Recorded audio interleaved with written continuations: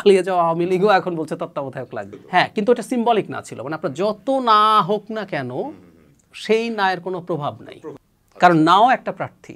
এবং আমরা যেটা সাজেস্ট করেছি, এটা হাতে গোনা দু একটা দেশে আছে, ইন্দোনেশিয়াতে আছে, আপনার যদি না ভোট বেশি হয় ওই নির্বাচন ক্যান্সেলও হবে না। এখানে প্রস্তাবটা এরকম হতে পারতো কিনা যে ধরেন যখন একাধিক প্রার্থী নাই ওই এখানে ভোট হবে না, পরে হবে।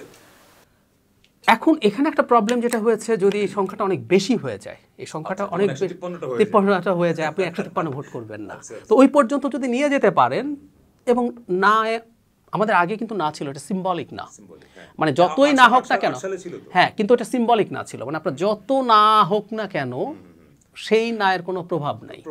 দ্বিতীয় সর্বোচ্চ না, যদি সর্বোচ্চ হয় দ্বিতীয় সর্বোচ্চ যিনি হবেন তিনি নির্বাচিত হবেন। এখানে দুর্বলতা ছিল, কিন্তু এখানে যদি এবার যদি আপনাদের প্রস্তাব হলো যে না বেশি হয় ওই ভোট হবে না। আচ্ছা আচ্ছা, এটা কত রাখা যাবে আমি জানি না, কিন্তু যদি না করেও যদি সিম্বলিক নাও রাখা হয় তাও কিন্তু বিনা প্রতিদ্বন্দ্বিতা নির্বাচনটা হবে না। আরেকটা খুব ইন্টারেস্টিং মনে হয়েছে আমার কাছে, যে সেটা হলো 40% কম যদি ভোট পড়ে, ভোটটা না হয়, যেমন আমরা ঢাকার 2 সিটি নির্বাচনের আমি যেহেতু কভার করেছি, আমার এক্সপিরিয়েন্স এটা এরকম যে সম্ভবত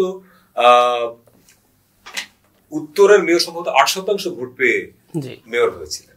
8% ভোট পেয়ে মেয়র হওয়া মানে 92% ভোটার তার সঙ্গে নাই। তো আপনারা মানে প্রস্তাব করেছেন 40% ভোট পড়তে হবে। প্রশ্নটা যেটা নাগরিকের মনে অনেক কথা বলে আমার কাছে যেটা মনে হলো যে এইটা খুব ডেমোক্রেটিক কিনা সিস্টেমটা, এটা পৃথিবীর অন্য কোনো দেশে এই সিস্টেম আছে না? ধরেন একটা আসনে 40% ভোট পড়লই না কোনো কারণে, মানুষ আমার ইচ্ছা হয় আমি ভোট দিতে গেলাম না, তাহলে আপনি ভোট বাতিল করে দিবেন? এখন আমি যদি পাল্টা বলি, ধরুন অস্ট্রেলিয়াতে তো ভোট না দিলে আপনার জরিমানার বিধানও আছে।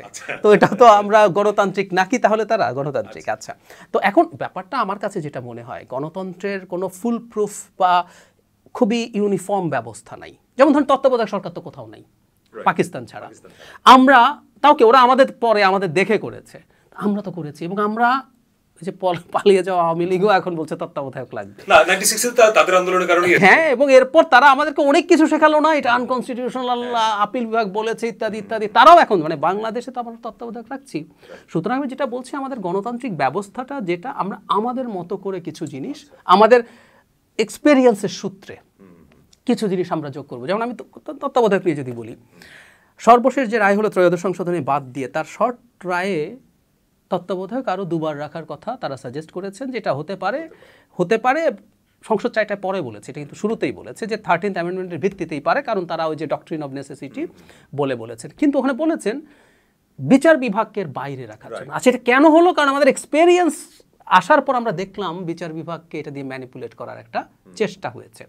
সো এক্সপেরিয়েন্স কিন্তু আমাদেরকে অনেক কিছু শেখায়। সেই কারণেই বলছি যে আমরা 40%, এটা আমাদের একটা এক্সপেরিয়েন্স থেকে আসা, যে এটা যদি না হয় তাহলে যাতে এটা হতে পারে। এবং কোনোগুলো মানে এগুলো তো আইনে আসবে, এটা একেবারেই অনিবার্য কোনো বিষয় না। আজকে এখন এই সরকারের আমলে এটা কিভাবে সম্ভব হবে? ধরেন অধ্যাদেশের মাধ্যমে আমার দুটো ব্যাপার আছে। আমি আমাদের পার্ট যদি বলি, সবগুলো রিফর্ম কমিশনই প্রায় কম বেশি, যেমন ধরুন দুদকেরও কনস্টিটিউশন অ্যামেন্ডমেন্টের সাজেশন আছে, তারা দুদককে কনস্টিটিউশনাল কমিশন করতে চায়, কিন্তু এটা তো সংসদ ছাড়া আপনি পারবেন না। সো আমাদেরও দুভাগ আছে, আমাদের কিছু কনস্টিটিউশন অ্যামেন্ডমেন্টের সাজেশন মানে লাগবেই, আর কিছু আছে আইন। এগুলো সব আপনারা বলেছেন সংবিধান সংস্কার তো পুরোটাই মানে সংসদ লাগবে বা আপনার গণপরিষদ লাগবে, সেটা আছে। আর আমাদেরও কিছু আছে, যেমন একটা ছোট উদাহরণ দিই, আমাদের কিন্তু নির্বাচন কমিশনের ক্ষমতার মধ্যে তার নির্বাচন কোনটা করবের মধ্যে আছে সংসদ নির্বাচন, রাষ্ট্রপতি নির্বাচন। তো রাষ্ট্রপতি নির্বাচন একসময় ইম্পর্টেন্ট ব্যাপার ছিল যখন আমরা প্রেসিডেন্সিয়াল ফর্মে ছিলাম। এখন রাষ্ট্রপতি নির্বাচন তাকে দিয়ে লাভ কি? এবং বাকি ক্ষেত্রে সরকার যেমন চাইবে তা করবে।